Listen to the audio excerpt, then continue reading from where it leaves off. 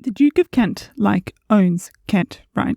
No, not in the slightest. The Duke of Kent, like most dukes in Britain, is purely a ceremonial title. Just a ceremonial title? Well, technically, also a legal one. The peerage system in the United Kingdom is a legal framework of titles that make people not commoners. There are two types of titles, hereditary and lifetime. Lifetime peers are just that. They have the title for their life, but it doesn't transcend down to their offspring. Normally, these people have the titles of Baron or Baroness, which makes them entitled to have seats in the House of Lords. These titles are normally given for political reasons or to honour that person. But the stuff of nobility is all about the hereditary titles. The ranks in the order of importance are Duke, Marquess, Earl, Viscount, and Baron. How does one get one of these titles? The easiest way will be to be the firstborn son of a Duke, Marquess, Earl, Viscount, or Baron. If you have not won the birth lottery here, which is difficult as there are currently only 24 dukes, then in theory, a title can be given to you by the monarch. Recently, though, hereditary titles have only been given to members of the royal family. The Prime Minister can request the creation of one of these titles, however, this hasn't happened since the 1980s, and by not giving a hereditary title for such a long time, this has set a kind of precedent, and it's likely that hereditary titles will be exclusive to members of the royal family from now on. Also, public opinion has shifted a bit, and giving hereditary titles that usually go to the eldest son of someone doesn't seem very, modern. Back to the titles and their meaning. The highest ranked duke comes from the Latin word dux for leader.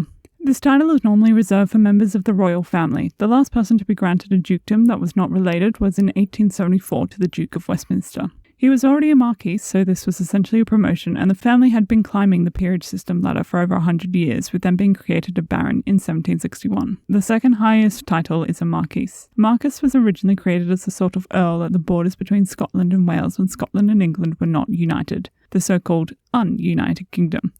However, it was never popular. Earls and barons did not like that a new title was created above them, and it was seen as an awkward half-step to a duke. John Beaufort, who lost his title of Marquess, he then begged the king in 1402 to not restore the title after Parliament tried to reinstate it. Next in the rank is an earl. An earl did actually used to have a job associated with it. A long, long time ago, they would administer an area for the king, kind of like a sheriff. The title became hereditary, and from then on the responsibilities of the earl began to wane, and the title became disassociated with the area. Now, earls can be named after areas like they would have been originally, or geographical features like mountains or rivers, or just use their surname. Below an earl is a viscount. Traditionally, a viscount is meant to be the deputy to a count. However, you may have noticed that there are no counts in the UK peerage system.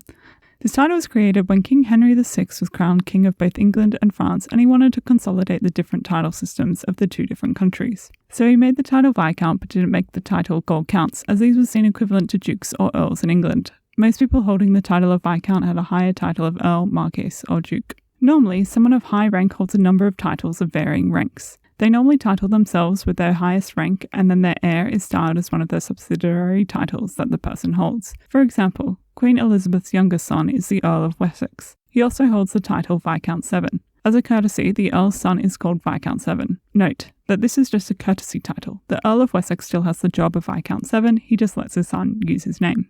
Lowest on the list is barons, but still remember, they rank above most commoners. Traditionally, barons were landowners who were summoned by the monarch to attend his council or parliament. Over time, the title became hereditary and separated from the land ownership aspect. There are currently 426 hereditary barons. Life peers are usually created with the title of baron or baroness because these people traditionally form the parliament.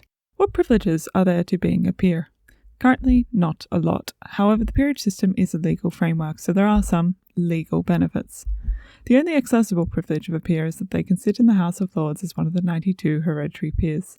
The House of Lords Act of 1999 means that these hereditary peers still have to be elected by the House or amongst the hereditary peers themselves. A person holds their seat until they resign, their death, or are fired because of a lack of attendance. There are other privileges that in theory these people have but are no longer exercised. These are access to the sovereign. In theory, the peers can demand an audience with the reigning sovereign so that they can advise them. However, this is no longer exercised and it's been recommended to remove this from the law. The last privilege that is still in the books is that peers have a freedom of civil arrest. This is so that there would be no reason for them not to be able to advise the sovereign. They can still be arrested for criminal charges though. However, the only real instance of civil arrest is when a person disobeys court orders, and when this has been tried to be exercised, the judge stated that this privilege is not applicable. So really, this is a privilege with no actual applications. So why doesn't the Duke of Kent not own Kent? The origin of the titles did mean that originally the dukes, earls or barons would rule or administer over that area. There are only 2 duchies currently that actually have land attached to them. Those are Cornwall and Lancaster. The Duke of Lancaster is held by the reigning sovereign and the Duke of Cornwall is held by their eldest son. The Queen is called the Duke of Lancaster. Although she is a woman, she's still titled as Duke. There are lands associated with this duchy. This land is separate from the crown, even though the Duke of Lancaster and the crown is the same person. When a duke or any other titled person becomes the monarch, their dukedom should be forfeited back to the crown. For example, Queen Elizabeth's father was the Duke of York before he was king. When he became king, it would not be okay to continue to refer to him as the Duke of York anymore, as the title had been forfeited when he became king. However, the Queen is referred to as the Duke of Lancaster within the historical borders of Lancashire, so this is definitely a special title.